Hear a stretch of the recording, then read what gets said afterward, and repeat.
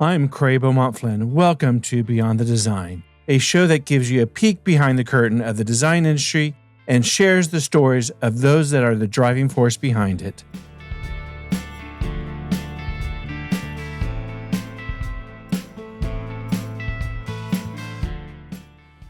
Well, welcome to Beyond the Design today. We have Charlie Dumais with Dumais Made. Welcome to the show, Charlie.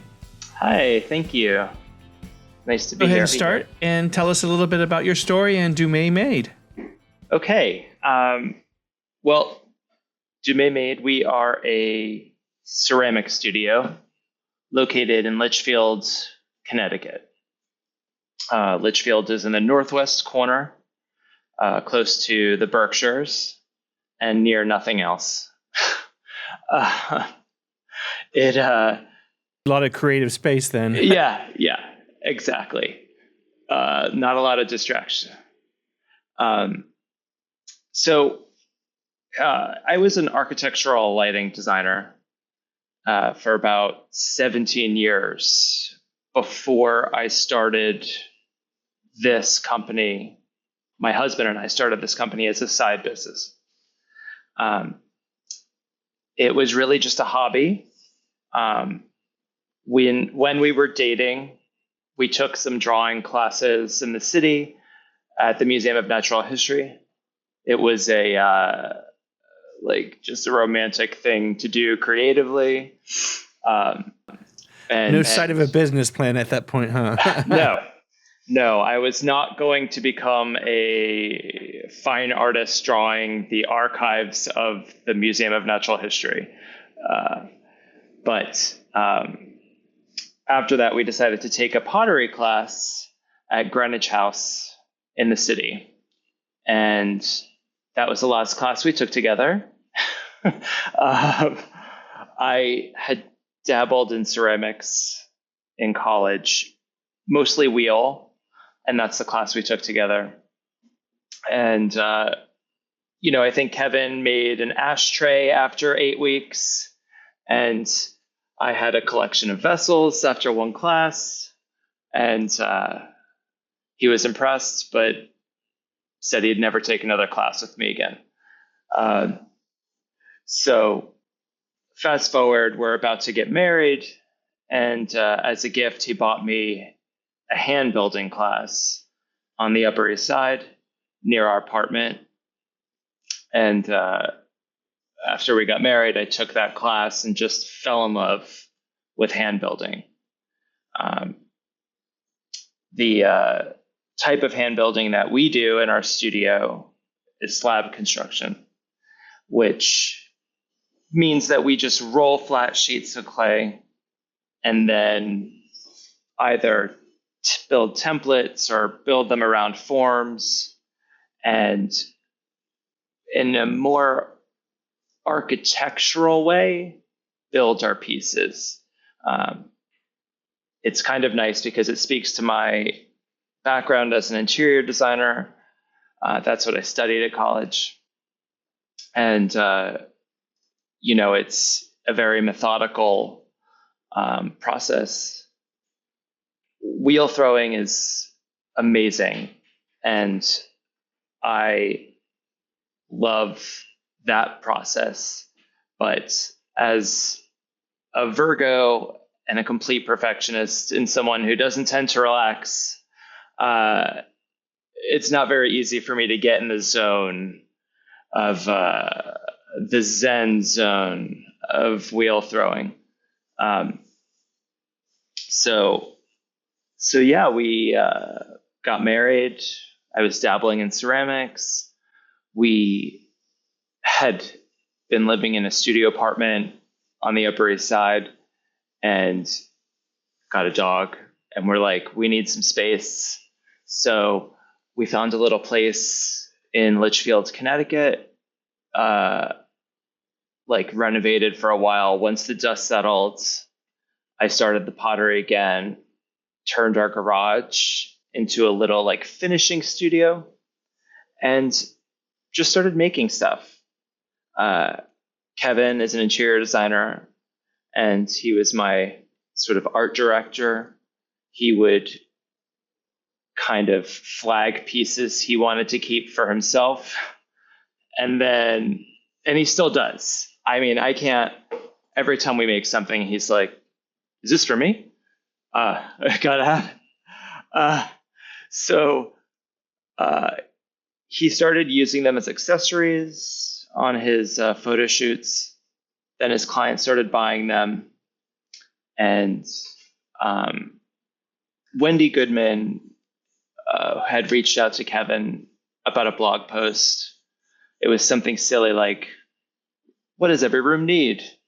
And I said to Kevin jokingly, what about a piece of our pottery? And he was like, well, we don't have a website. We don't have an Instagram. How are people going to see it? So in 24 hours, I put up an Instagram. I put up a website that was like coming soon.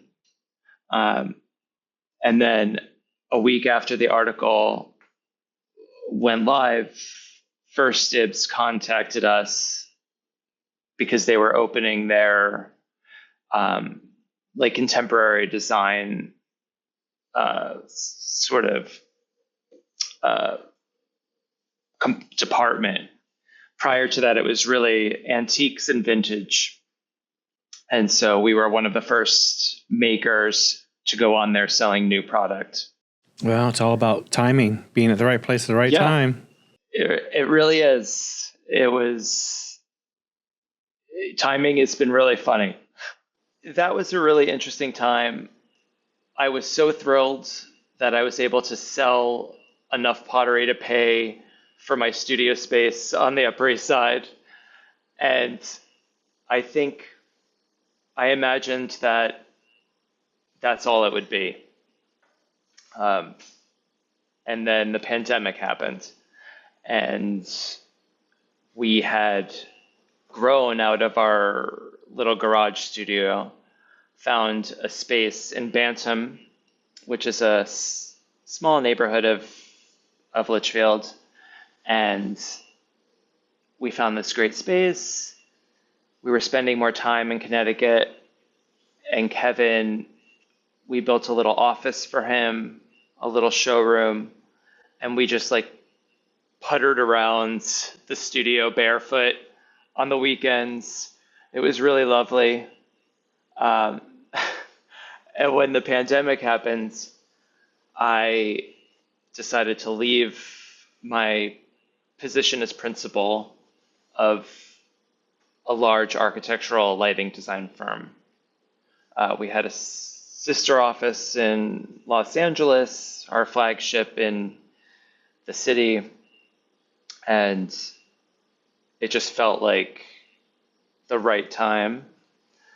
And Kevin and I, for a year, just went back and forth from the house to the studio and made stuff. And it just That was your first collection, huh? Yeah, it was our first collection. We had a little bit of legacy product that was just floating around on our website, but we really kind of hunkered down and figured out the logistics. And we got a lot of attention, which was really shocking during the pandemic. And since then, we've quadrupled our square footage in the studio.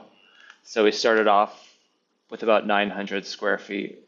Now we're at about 4,000. And I have a team of 5. And we just launched 3 new collections at ICFF in Manhattan. We were a part of Wanted Design, which is a sort of smaller group within the umbrella of ICFF. And we debuted some furniture, tables, mirrors, folding screens, and it's pretty wild. So from your little class that you took with your partner Kevin to now, are you surprised at now this is something that you're doing full-time creatively? You know, you're creating your craft that you learned about, but it's also incorporating, I guess, your educational background as well. Yeah, I think it's really interesting to have a career that spans quite a large portion of my life. That was lighting design, and then to go into something that's product design. I think what's really interesting is that I was always in love with building and making, and somehow I thought interior design was a medium that would combine aspects of all of these things I was interested in.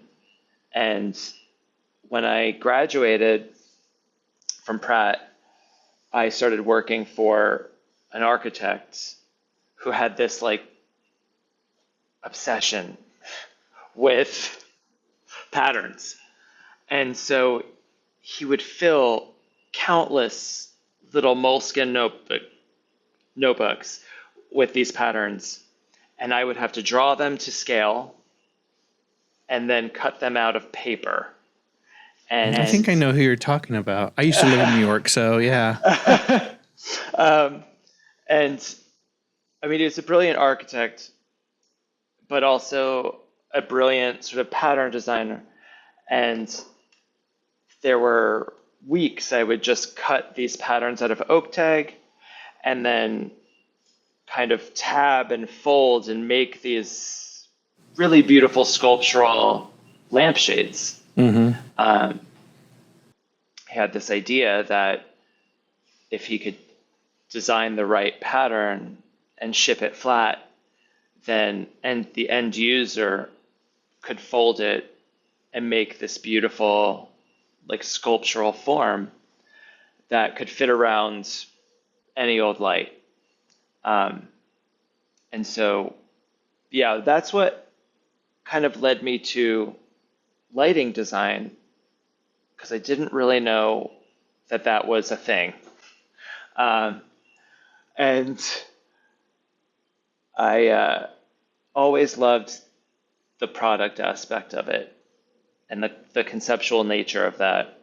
And so I think it's really interesting that I took this class in college as a requirement to make pottery.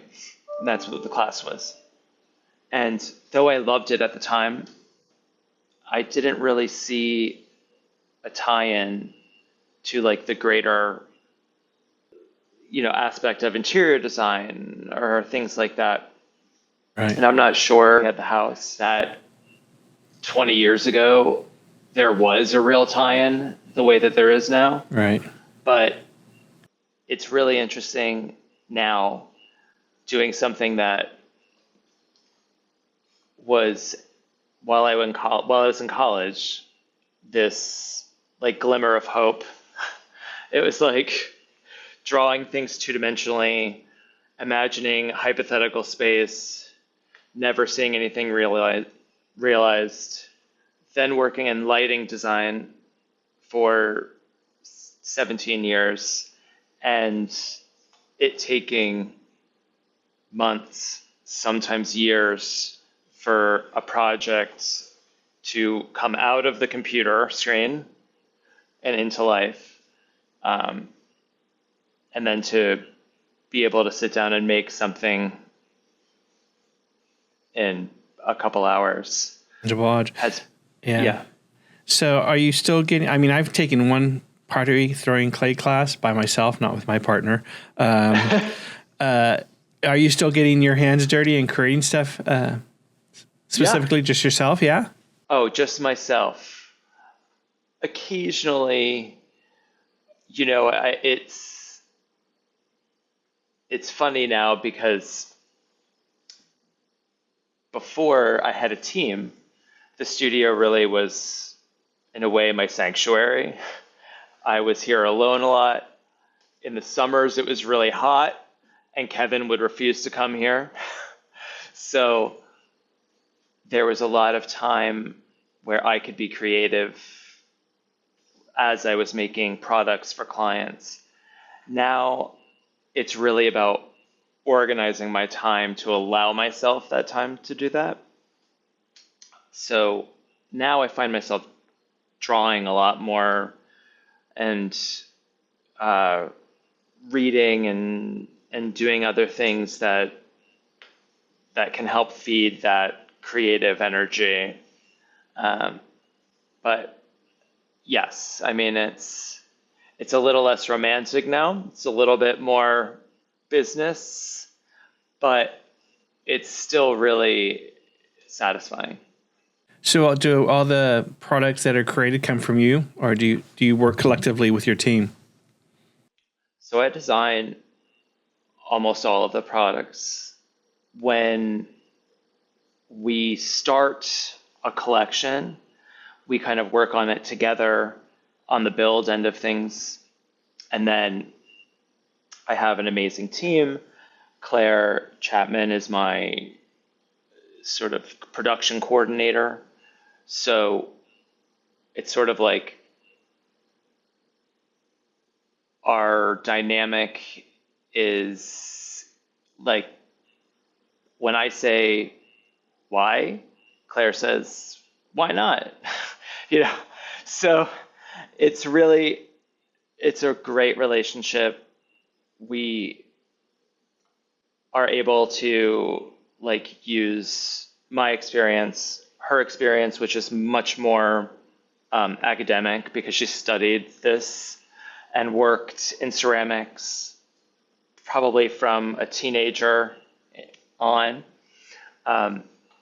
So we kind of all work together on the beginning of something, and then my involvement as things are getting built is more of a QC, making sure that things are, seams are clean and things like that. And then once it gets to the glazing process, I do all of the glazing. So it's really a collaborative process. When you start creating those pieces, do you build models first to make sure that the components are right to scale and what you really envisioned? It depends, but generally we start off with maquettes. You can probably see some behind me. Yep. It's so much easier to imagine a piece three-dimensionally. It's very hard to draw a lot of these things, but normally it starts off as a little sketch, then a tiny maquette, and then we blow it up. And so we kind of use all of these different mediums, the illustrations, and then the maquettes and full-scale mock-ups to test construction, test scale, relationship, and then glazing. And it's really interesting. A lot of times the maquettes work because they're such a small scale. And then once you blow it up, it becomes quite unwieldy. And you're like, oh my gosh, we have to rethink this, or let it kind of do what it wants to do. So from 900 square feet to 4,000 square feet, that's quite a growth. So you do everything in-house? We do everything in-house. So we started off with one kiln. Now we have 4. Our workroom is on the top floor. So we have 1,000 square foot build room where we do all of the clay work. Then we have an annex that houses all of our templates. That's where we glaze. and then we have a small office, and then we have another like 12 or 1500 square foot wiring and shipping studio. So we source all of our clay from Sheffield, Massachusetts, the Berkshires. And then that's also where we get our glazes and a lot of our materials. All of the wiring components for our lamps come from Connecticut as well. We try to use everything locally. We work with local metalsmiths to do any of the steel work for our tables or screens. And we work with a craftsman that's local that does our mirrors, our mirror backing. It's really great. Almost everybody is about an hour away, and and then we also within the studio have a showroom. So that's where we stage our pieces, photograph them, and then host events, sales, things like that. So starting from just a clay product, how has your collection grown? And where do you see it growing in the next year, 2 years? Well, we're figuring that out now. When we started, yes, we kind of, when we started, we had a small collection of accessories because that's what really started the brand. It was a vase, it was a candlestick, and a tray. And so within that, we've grown that offering exponentially.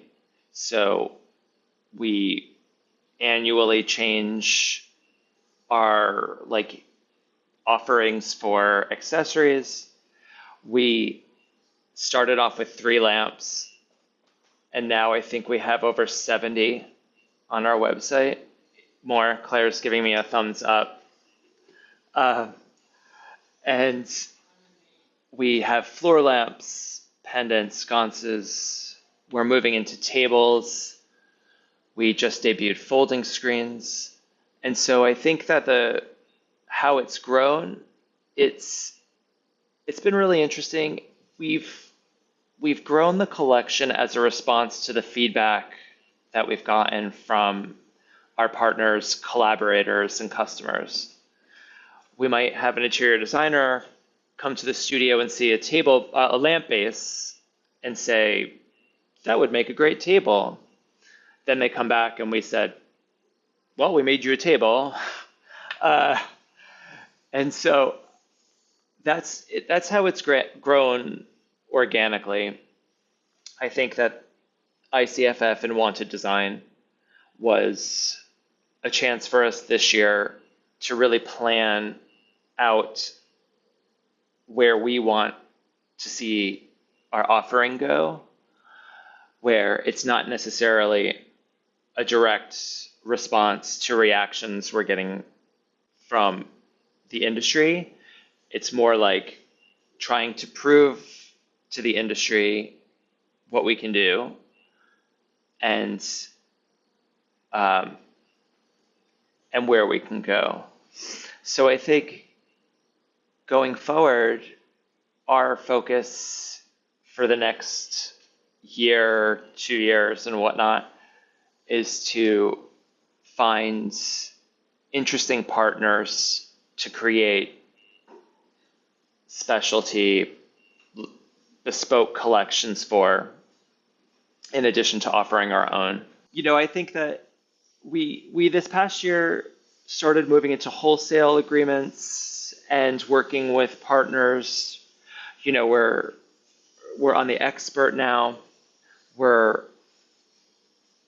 talking to various designers, and I think what I want to do with them is make something with them that's only available through their outlets, so that we can maintain a sort of exclusivity to the user experience of coming through our site, and then making these collaborations something more special.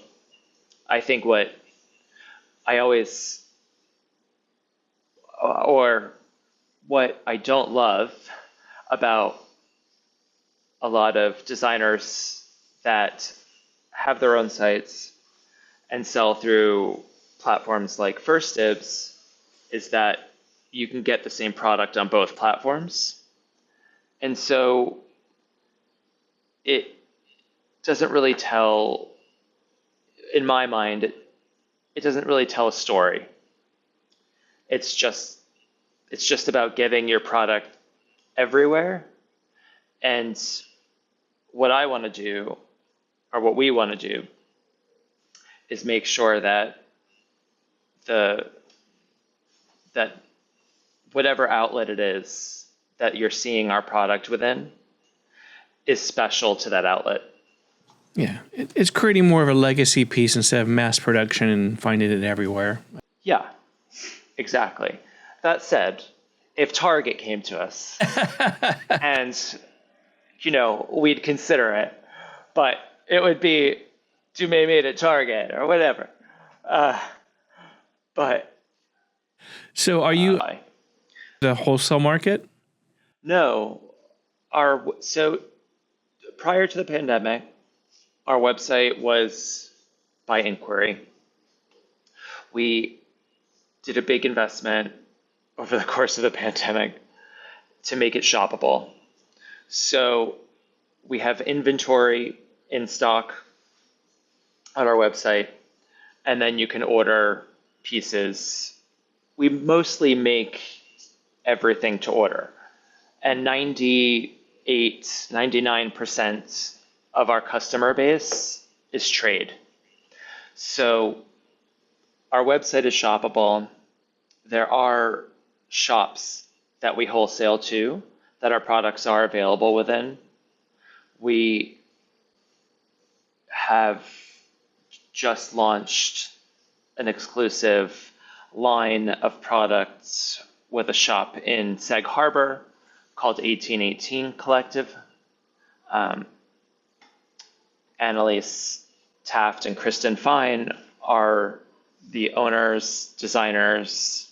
They're our favorite cheerleaders. They are, and we couldn't ask for a better pair. But they've been really encouraging. They started out wholesaling in-stock inventory, and then we just designed a custom collection just for them, and that was really fun. So again, there are a few shops. We have a selection of pieces, a large selection at Christian Siriano's store in Westport, Collective West. And then we are represented by Fair in New York City, which is Brad Ford's showroom. And we are sort of finalizing some other agreements, collaborations. And then if you'd like to come to our space, you can shop here. In Litchfield, Connecticut. So you do have a showroom that's off the floor product for people to purchase? Yes. Yes. And do you do commission work? Yes. So the way that, because trade is our biggest client, even if they're ordering something off of our website, they typically modify it. They want it an inch taller. They get very specific. But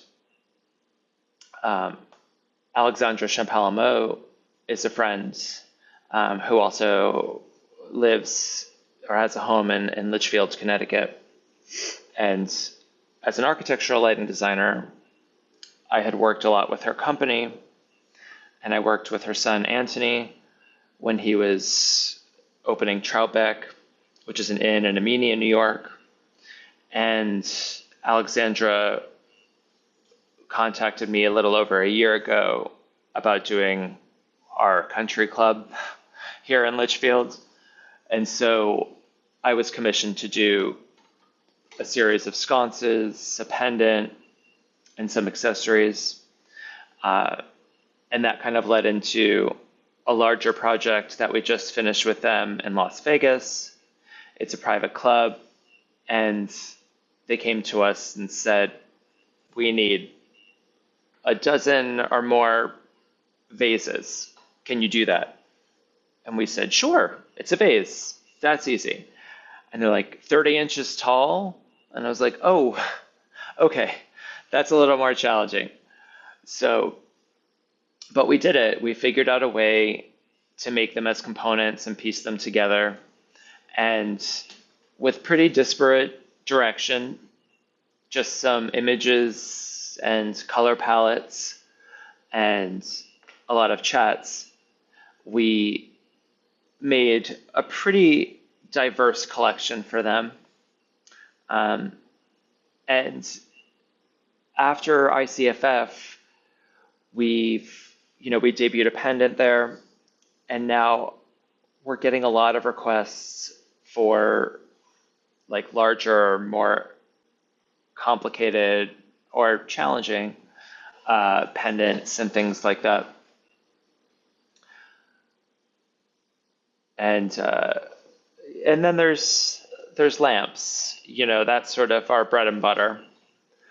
A lot of designers will come to us with imagery or even drawings and whatnot, and say, we really love this vintage piece, or we really love this piece of yours, but can you make it 3 times as big for a third of the costs? Yeah. So is there a signature piece that you could say that's a Dumais signature piece, or does Kevin have them all in his own personal collection?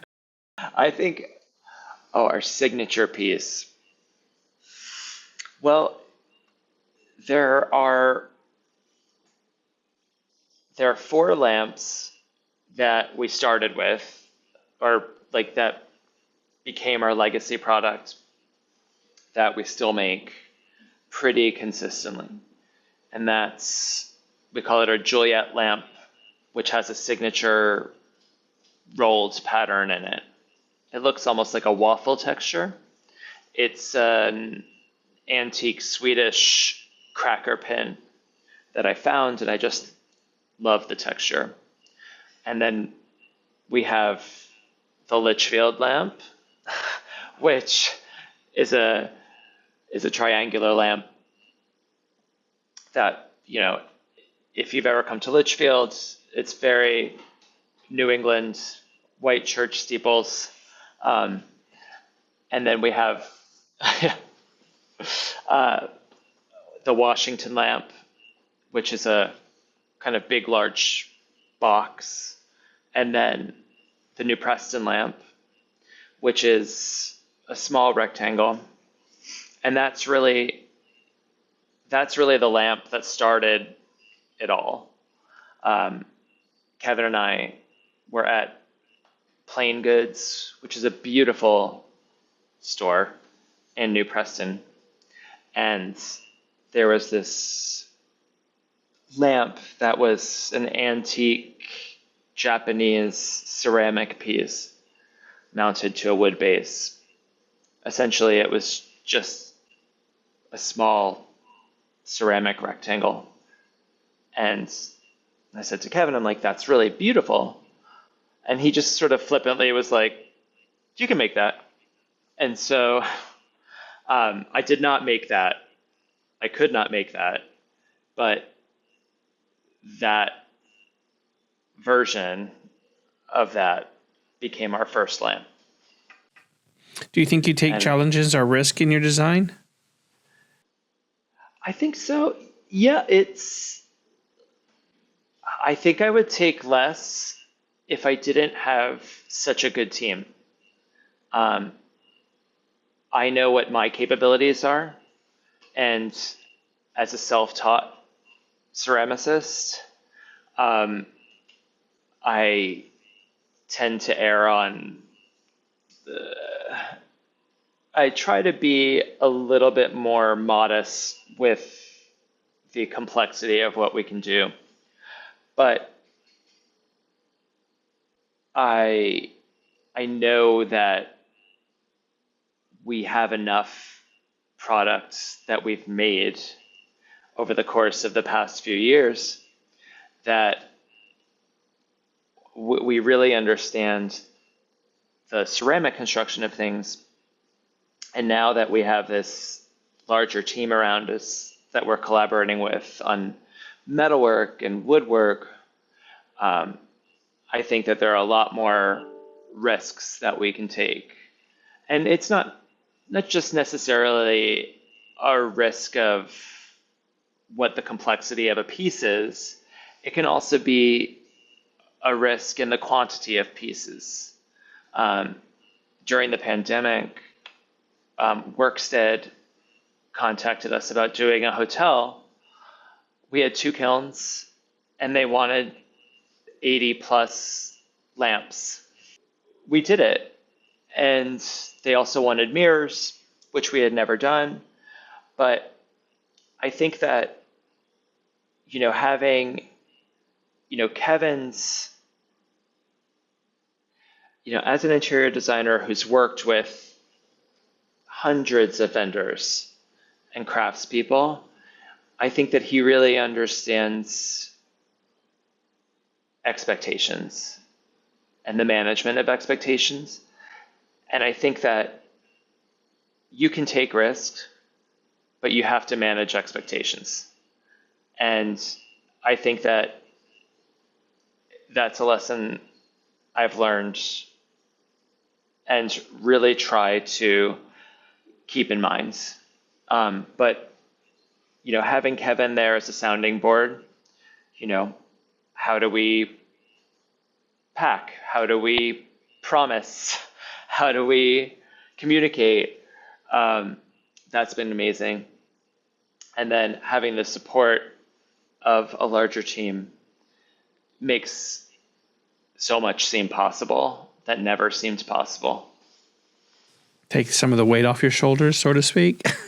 Yeah. Yeah. Having some Virgos in there is a really helpful. Hey, you got to have a few Tauruses in there mixed up. Sure. Yes, I think, yes, we do. Yes. Kevin's a Pisces, so it's So the process, tell us a little bit the process of design to completion. So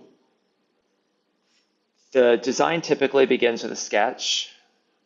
I generally will pull some inspiration, and that can be anything from a postcard or a snapshot.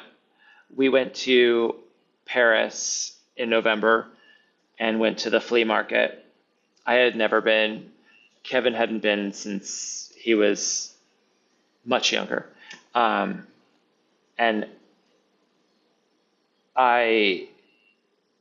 we saw so much there that, we had like 4 days or 5 days in Paris, and we were there for one day. We went to the flea market, but then decided to go back for 2 more days because there was just so much to see. It's overwhelming. Overwhelming, but also so civilized. In a lot of ways, the collections that we launched for ICFF began at the flea market. I had started to read about a French ceramicist and joy designer, Mithea spelled, and I loved her pieces. We got coffee on the first day at the flea market and walked out the door, and there was an entire booth of her mirrors and it was just so impressive. And the woman that ran the shop used to work for the artist, and she like took us upstairs into her lair, and there were stacks of mirrors and little ashtrays and vessels, and it was just so special. And so that happens a lot. And I think in particular after the pandemic, where the only way that you would see anything was through social media, I was just so excited to see things in person. Went to the Picasso Museum, and we just kind of absorbed. And so in particular, that all started as just seeing things.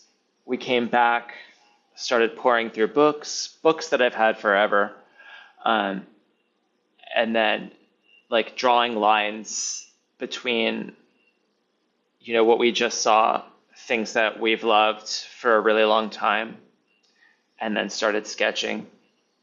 And that's how a collection ultimately, I would love for every collection to start with a European holiday.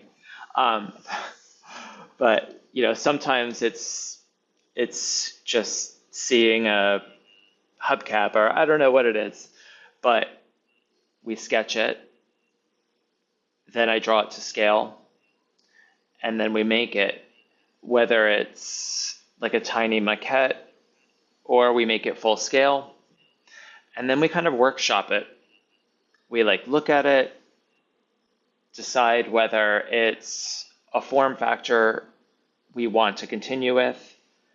But again, it's a flat sheet of clay. Our process is really that we roll the sheets of clay, and then we create templates. So we cut out the pattern, and then we typically form it 24 hours later so that the clay dries a bit and has a bit more structural integrity. Then we build it. It sits wrapped for a week or two to slow dry, to prevent cracks or seams opening. In particular with hand-built slab pottery, you want to make sure that it's a slow dry. The time of year, time of day, all affects how the clay dries and seals. Winters are really tough. It's dry. It's hot. It's brutal. The sun's lower, so it's tough. Summers, oddly, takes twice as long for things to dry because it's so humid. In any event, we then bisque fire it, which is the first stage of firing to get it from its most fragile state closer to stoneware. And then we glaze it and glaze fire it. So that's kind of the life of a piece. And then once it's glaze fired, we either wire it or do whatever we need to finish it. And then sometimes it gets all the way through that process, and we're like, or I'm like, I don't think I like it. So then sometimes it'll sit on a shelf, we put a lampshade on it, and all of a sudden it makes sense. And other times there's lots of happy accidents, So we'll make a piece that's comprised of multiple components. One of the components won't end up lasting through the firing, and then we'll stack a few things and realize that that's a really beautiful lamp. And that's a really fun, experience as well. It's a little bit more wabi-sabi. But that's probably a third of what you would see on our website are these kind of happy accidents, where we started out with a vision of what a piece would be. And then, as clay often does, it kind of tells you what it wants to be. And so that's also a really interesting aspect of the type of work that we do. Are there any pieces that you're personally proud of? I think that the screens that we just debuted that is something that I'm really impressed that we were able to execute. It wasn't easy, but it was the first time we were working with incorporating another material, which was steel.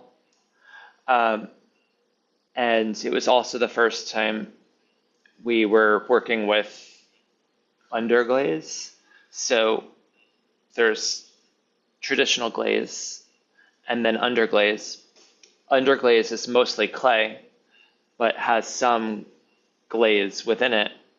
So the beauty of Underglaze is that you can apply it onto the clay before it's fired at all.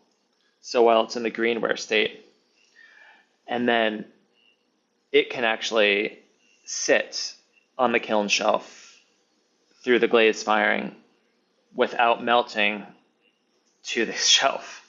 So it was really interesting when we started thinking about screens, because with a screen there's traditionally a front and a back, and I didn't want the back to feel like it wasn't considered.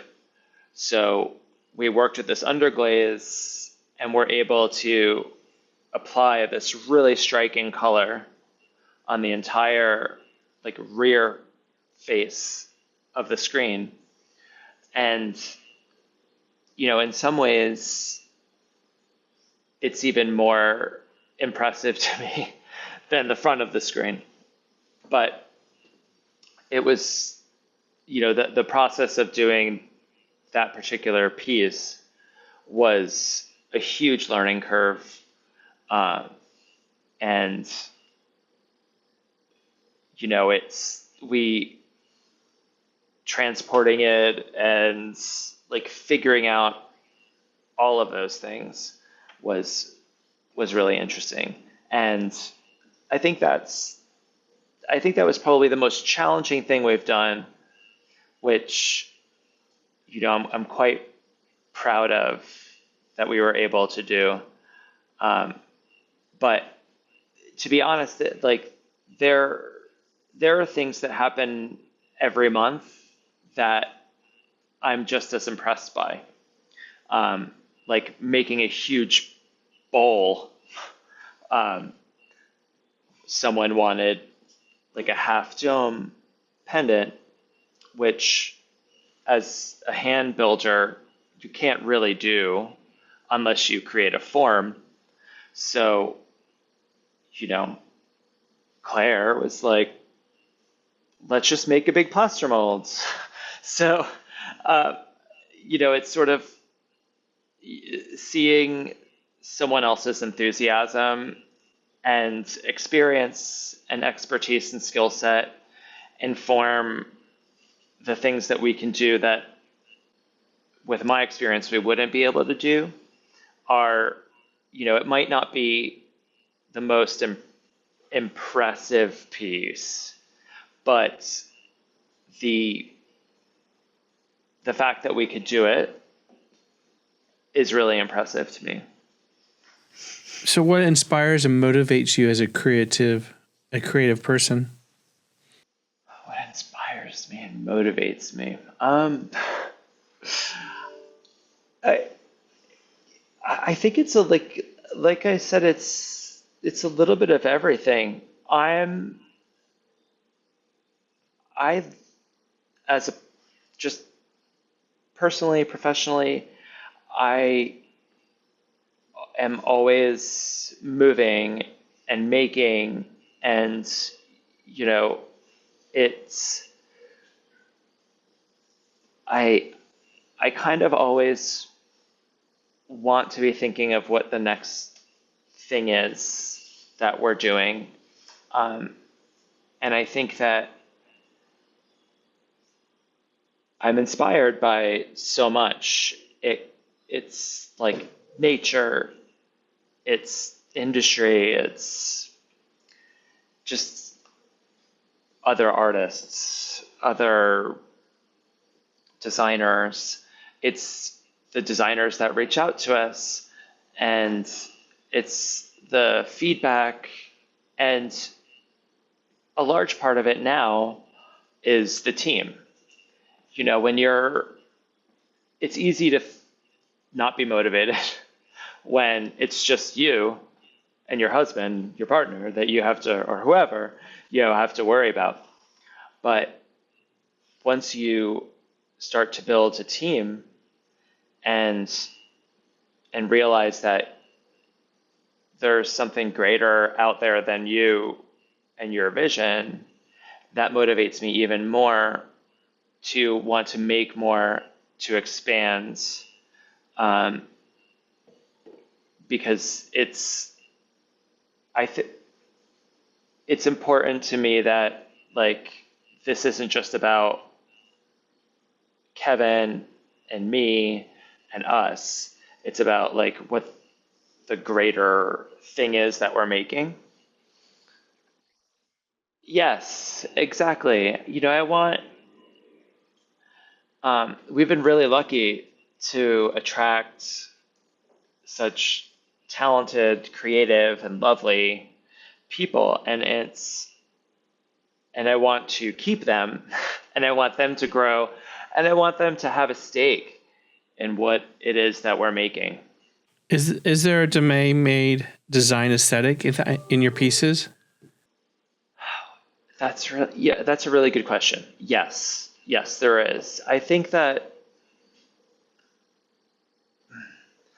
there's an honesty to the construction. So part of the aesthetic is, our seams, as much as possible, are exposed. That is not something that is like exclusive to us. There are a lot of other ceramic artists that do that. But for me, I always liked to see how things were made. And so a big part of our aesthetic is that honesty. Um, and I think that you could argue that there's a brutalist influence behind our pieces. I think that our pieces are architectural. A lot of people will say that they're mid-century influenced, and I think that's a big part of Kevin, because his aesthetic, though it's contemporary, has a lot of influence from the scale of mid-century. I'm trying to expand beyond with every collection. I'm trying to push it a little more. I want there to be some like anonymity within the aesthetic so that a piece can work in any type of environment, and so that any customer or designer can find something that speaks to them. So, like the Mithe Espel inspired pieces that we did for ICFF for that collection, we used gold glazes and made these very like patterned, carved looking mirrors. And I think it's a big departure from, our origin aesthetic, but it was really fun to do. And, JB Blanc is a big influence lately. His work is really is in the back of my mind. And he was a sculptor, a builder, and ceramic artist. And his influence was, from Japan. So, the pieces that we worked on for that collection, we wanted to feel more wabi-sabi, as if they were made on a wheel, but kind of got knocked off center. And so we're just trying to push it. And that's been important. Kevin and I are partners in this, and I think that our pieces initially, were very influenced by his eye, in particular his scale. He's got a really beautiful understanding of scale. But, as a collective within our partnership of interior design and product design, we both want to make sure that it doesn't feel particular to his aesthetic either, if that makes sense. So when you look back on this journey from the time you two took a class to where you're at now, what are you surprised by? It's like, wow. I'm surprised that we did it. I don't know. To be honest with you, if I'm honest with myself, I always thought this would be a side business. It would be a self-preserving outlet hobby. I think I'm surprised at the amount of stuff the studio's accumulated. But I think what's most surprising is that we've been so well received within the industry, and I still feel like we're at the start of it. In reality, this has only been a full-time business for 2 years. We've doubled in size every year since we really started. And yeah, I think it's especially starting a business during the pandemic and continuing to grow. I mean, most were on the opposite side of that, of closing down. So it's a tremendous, and congratulations to you for succeeding that. Thank you. Yeah, I think it was really surprising. The pandemic was, obviously it was tragic and terrifying, and there are aspects of it that still are. But the fact that we had this place to come to, Litchfield, we had the house, we had the studio, and we had nothing else to do.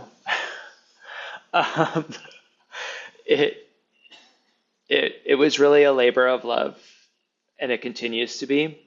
And I think, to really answer your question, what is most surprising to me is that we are able to do something that I'm still excited about every day, and I am excited to grow every day. Do you educate yourself continuously? Are you taking classes and expanding your knowledge? I would love to. I think that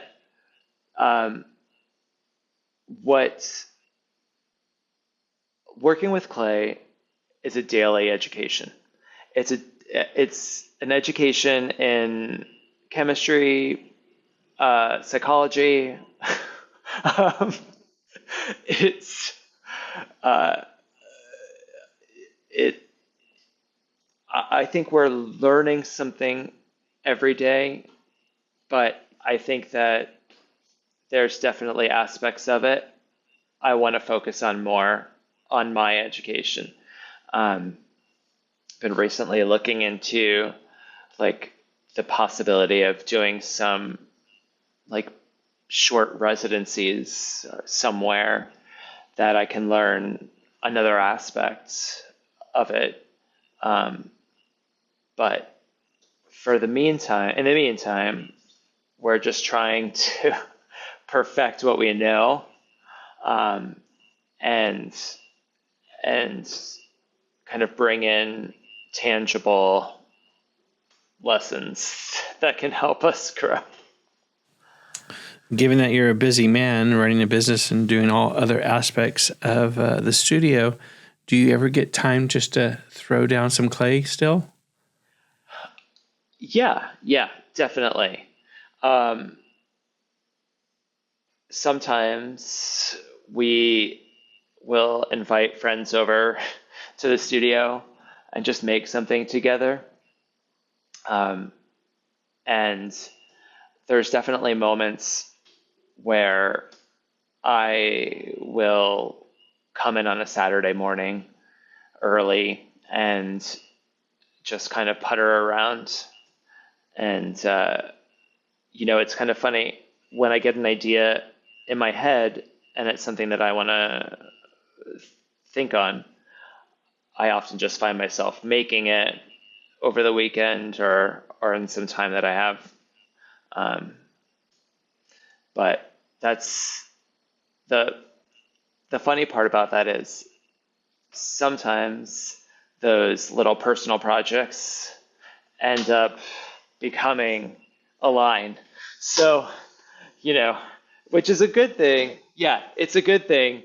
But uh, there's definitely like a rolling list in my head of things that I just want to kind of work on.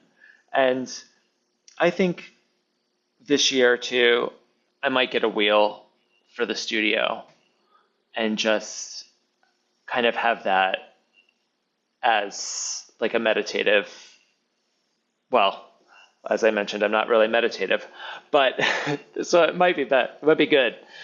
Um, Well, Charlie, do you have any closing comments you'd like to share with us? any closing comments? I guess I think take a class with your partner. Yeah, I, I, my one of my best friends gave me some advice years ago. Um, a lot of friends had told me that I should start my own lighting design firm, and I guess I knew then that that was a career, but it wasn't what I loved and doing and where my passion was, my true passion. And it took a while to figure out what my true passion was. So I think my closing comment would be, you know, it's okay to take time to find what it is that you really love doing. And that doesn't mean that whatever steps led you there are not meaningful in their own right. Um, and back to my best friend Mario, he told me that you have to take chances that make you uncomfortable. Because if you live within this constant state of what you think comfort is, you're never going to find that thing that you really feel truly passionate about. And so it took me, he said that to me for like 15 years. Yeah. And, I think it's really just that. It, you can have a new career at any point in your life. And, sometimes it just takes time. So one last question I have for you. Mm-hmm. What is the essence of Dumais Made? What is the essence of Dumais Made?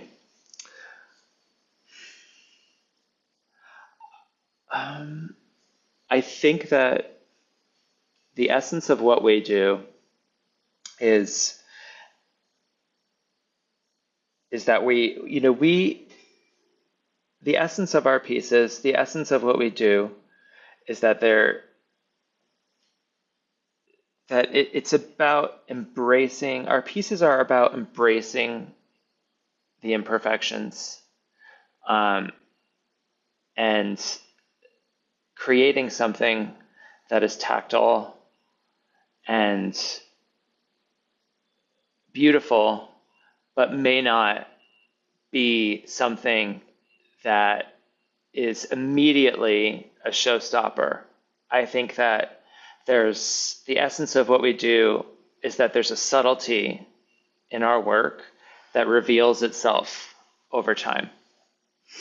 And my hope is that our pieces become classic heirlooms, something that you feel that the end user feels a personal connection to, because I think that ultimately this is super personal to Kevin and me.